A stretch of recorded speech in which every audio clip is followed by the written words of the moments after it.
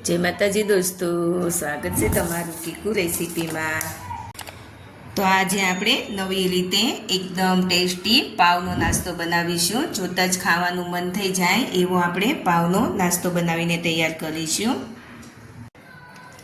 तो पावमांथी एक अलग ज प्रकारनो आपणे नास्तो बनावीशुं। तो तेना माटे 2 पाव लीधेला छे अने आपणे आ बधुं वेजिटेबल्स समारी लीधुं छे। तो टमेटा समारी लीधा छे, काकड़ी झीणी झीणी समारी लीधी छे अने डુંગળી झीणी झीणी समारी लीधी छे अने कोथमीરના पान समारीने लीधा छे अने आ मकाईना दाणा लीधेला छे, बाफेली मकाईना दाणा लीधा छे।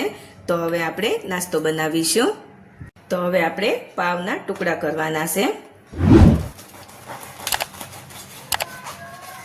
तो આવી રીતે આપણે મીડિયમ સાઈઝના ટુકડા કરવાના છે પાવને આવી રીતે કટ કરી લઈશું।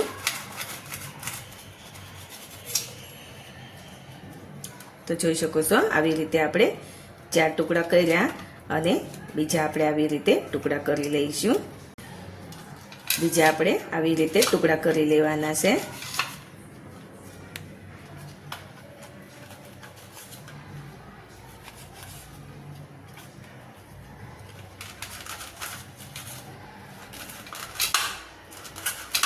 આવી રીતે પાવના ટુકડા કરી લેવાના છે। બીજા પાવના પણ આપણે એવી જ રીતે ટુકડા કરી લઈશું।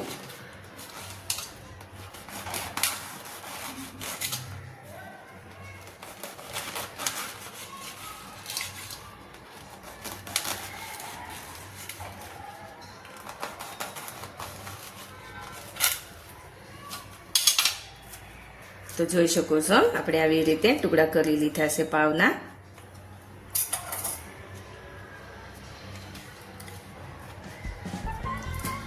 मीडियम साइजना टुकड़ा करवाना छे।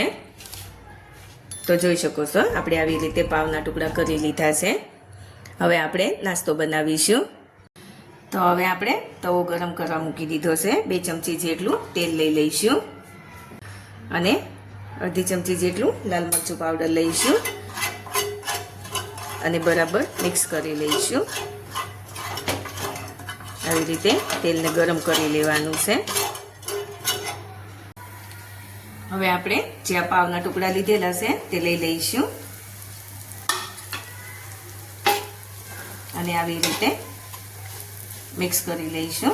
ગેસની ફ્લેમ એકદમ સ્લો રાખવાની છે।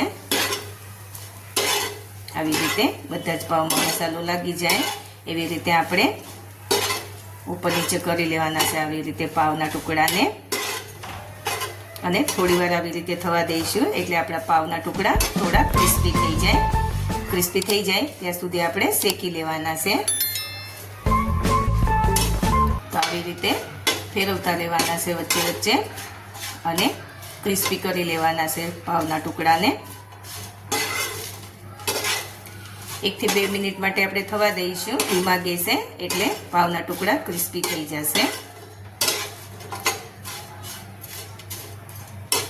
तो જોઈ શકો છો કિનારી ક્રિસ્પી થવા આવી છે, દેખાઈ રહી છે કે આપણી પાવની કિનારી પણ શેકાઈ ગઈ છે।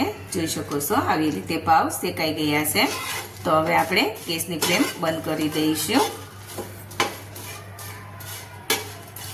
અને આ ટુકડાને લઈ લઈશું। તો હવે આપણે આ બાઉલ લીધું છે અને આ પાવના ટુકડાને બાઉલમાં લઈ લઈશું। तो જોઈ શકો છો અવાજ ઉપરથી ખબર પડે કે આપણા પાવના ટુકડા એકદમ ક્રિસ્પી થઈ ગયા છે। આવી રીતે ક્રિસ્પી કરી લેવાના છે। તો હવે આપણે આજે ડુંગળી સમારીને રાખી છે તે લઈ લઈશું, ટામેટા લઈ લઈશું, કાકડી લઈ લઈશું, કોથમીરના પાન લઈ લઈશું, મકાઈના દાણા લઈ લઈશું, લાલ મરચું પાવડર લઈશું થોડુંક આપણે મીઠું લઈશું અને થોડો ચંચળ પાવડર લઈશું અને ચાટ મસાલો લેવાનો છે।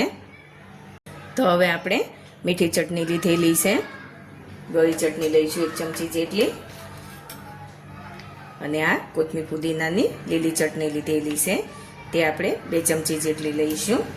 તમને જેટલી ચટણી ભાવે એટલી લેવાની છે અને થોડું આપણે લીંબુ નીચોવી દઈશું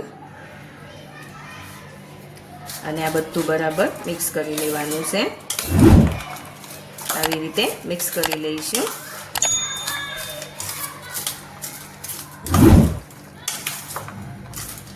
બરાબર મિક્સ કરી લેવાનું છે. આવી રીતે બરાબર હલાવી લેવાનું છે.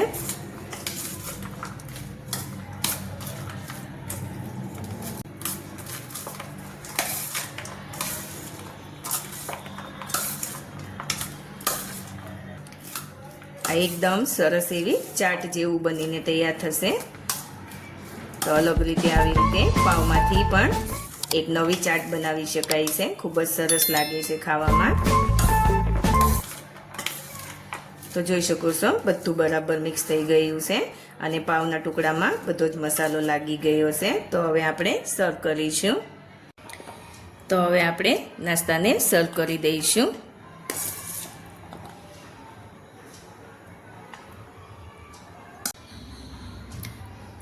આવી રીતે આપણે સર્વ કરી દેવાનું છે નાસ્તાને.